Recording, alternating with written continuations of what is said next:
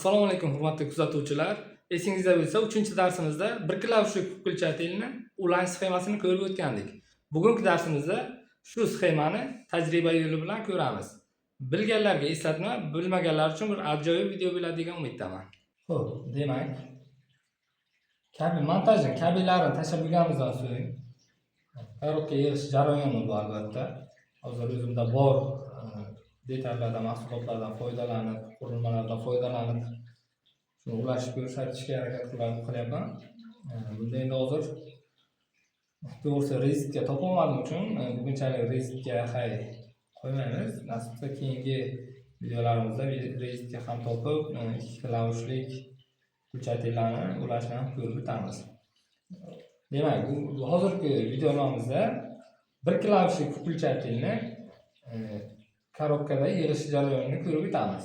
Buning uchun avvalambor biz kabellarni tashlab olganimizdan so'ng keluvchi kuchlanishimizda faza va nolni aniqlab olamiz. O'zimiz bilishimiz uchun, adashib ketmasligimiz uchun ko'k ko'k simimizda 0, oq simimizda esa fazani beramiz. Demak, tekshirib ko'ramiz. Mana bu oq simimiz, faza, mana bunisi 0. Endi boshlaydigan elektrik hamkasblarimizga maslahat bergan bo'lardim. Indikatorsiz hech qachon tokka ishlamasliklarini, albatta avtomatlarning texnika xavfsizlik qoidasiga rioya qilgan holatda avtomatlarni o'chirib, albatta bunda tok bormi, yo'qmi, tokmas kuchlanish bormi, yo'qmi tekshirib, keyin ishlashlarini tavsiya qilgan bo'lardim. Demak, 3-darsimizda sxema chizib o'tganimizdek, nollar doimo to'g'ridan-to'g'ri ulanadi. Nollarni hozir to'g'ridan-to'g'ri ulab olamiz.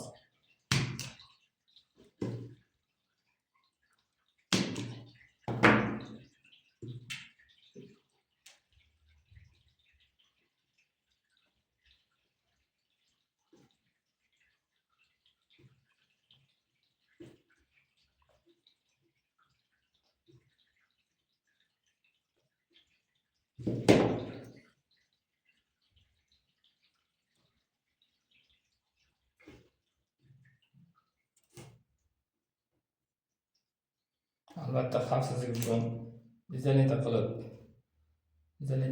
qilib qo'yamiz. Fazamizni esa включатель orqali beramiz lampochkamizga.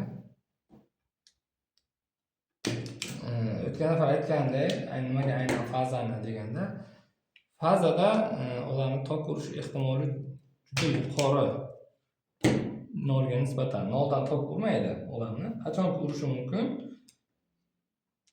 Qachonki boshqa iste'molchi tarmoqqa ulangan bo'lsa, unda tok oqadigan bo'lsa, o'shanda 0 dan tok aylanib kelib urishi mumkin.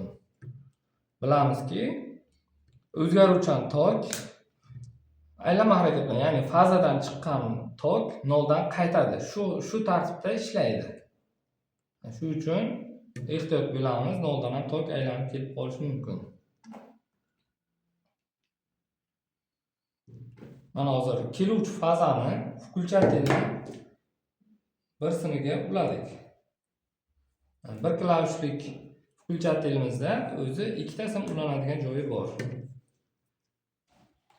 2 talik, 3 talik включателlarni hali tajriba davomida ko'rib boramiz. Nasib bo'lsa magnitopускatellar, kontaktron deyiladi, modul, uzo, div, shunga o'xshagan qurilmalarni ham ulanishlarini ko'rib, har xil usullarda ulanishlarini ko'rib, video qilib boramiz. Nasib bo'lsa, bilmaydigan, endi boshlaydiganlar uchun o'ylaymanki bir manfaatli video bo'ladi.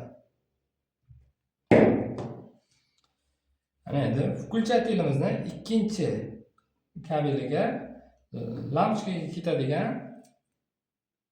ikkinchi simini uladik. Ya'ni faza beryapmiz через включатель orqali.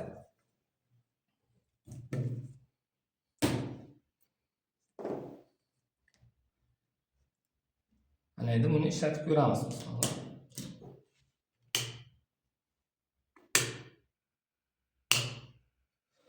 Demak, bu yerda tarmoqdan keladigan nolimiz to'g'ridan-to'g'ri lampochkaning bir uchiga ulandi, simini bir uchiga. Tarmoqdan keladigan fazamiz esa через включатель aylanib lampochkamizga o'tyapti. Hozir включатель bosgan vaqtimizda mana bu yerdagi zanjirni uzadi.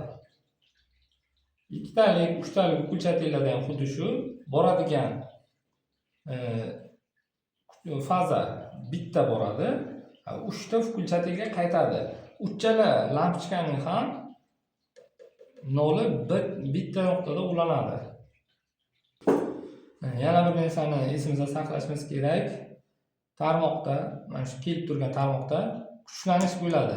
Qachonki unga iste'molchi, bizda hozir lampochka bu iste'molchi hisoblanadi. Qachonki tarmoqqa iste'molchi ulangandan so'ng undan tok oqib o'tishni boshlaydi.